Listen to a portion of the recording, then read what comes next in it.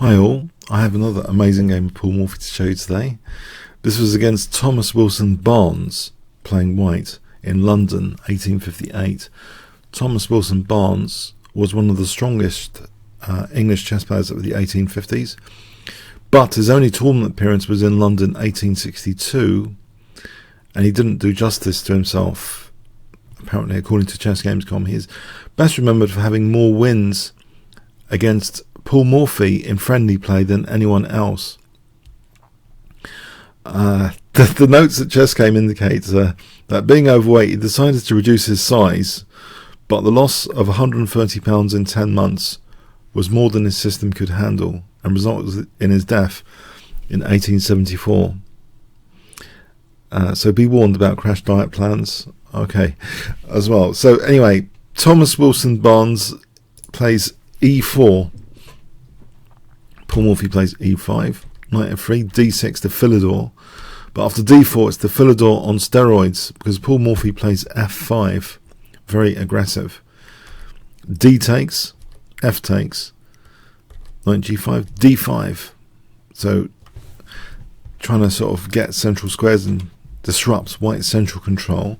e6 with materialistic intent, clearly to fault queen and rook.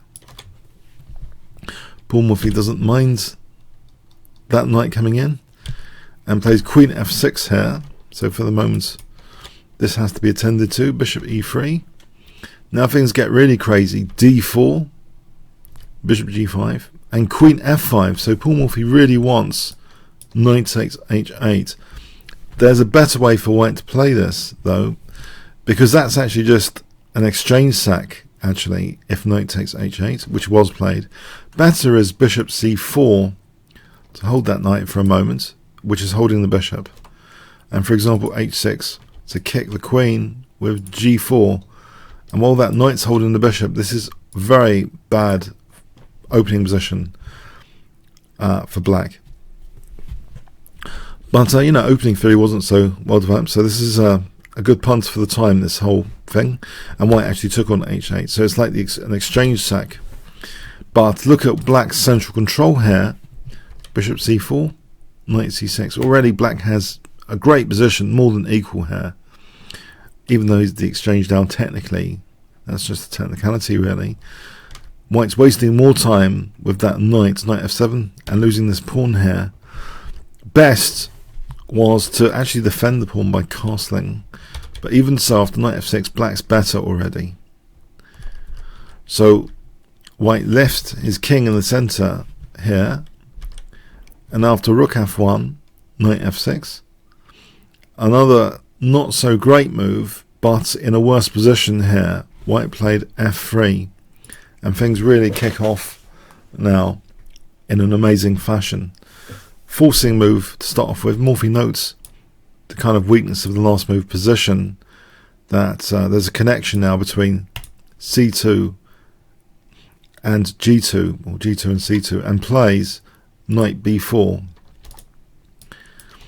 But now after knight a3, this is a really stunning tactical move that is played in this position.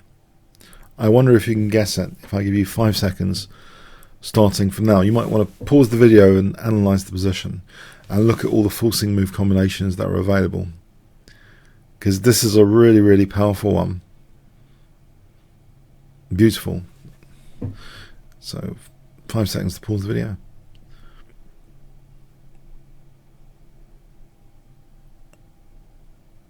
Okay, fantastic idea. Bishop, well, combination. Bishop takes e6.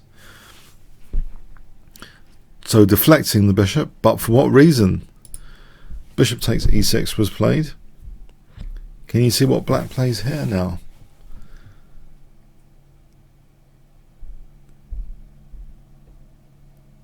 It's an absolute stunner. There's a kind of weakness of the last move. That's the clue, if you need a clue, on the last move played by white. There's a weakness of the last move. Not last move position, but weakness of the last move. It's neglected a certain square. Knight d3, yeah, the bishop was covering d3 from there. Knight d3. Now the point here is, if c takes, then bishop b4 check, and this is really embarrassing And it's checkmating. So white, with his king in the centre, has to give up the queen to keep playing. After e takes, now white castles queenside, but now another great move. Bishop takes a3, threatening queen takes c2 mate. So getting more material back, Bishop b3, defending c2.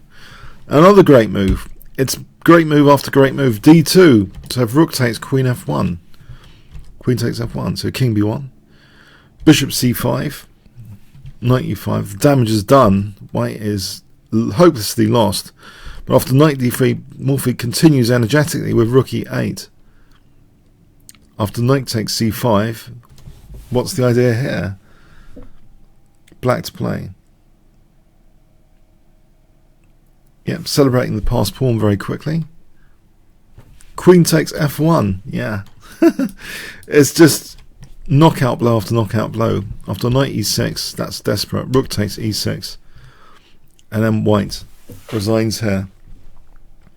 A fantastic tactical game, which demonstrates actually Morphy taking over the centre. I know perhaps the journey there wasn't entirely technically sound, but once he took over the centre with the king in the centre, he was able to see the weaknesses of the last moves in terms of position, the interruption tactics, the connection tactics, and also the weakness of the last move tactics. This bishop takes e6, weakening that d3, then knight d3, pouncing on that opportunity.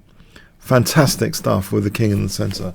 A model game actually in a way for exploiting, when the king is left too long in the centre, what can happen. Crushing stuff. Hope you enjoyed it. Comments, questions, likes, shares appreciated. Thanks so much.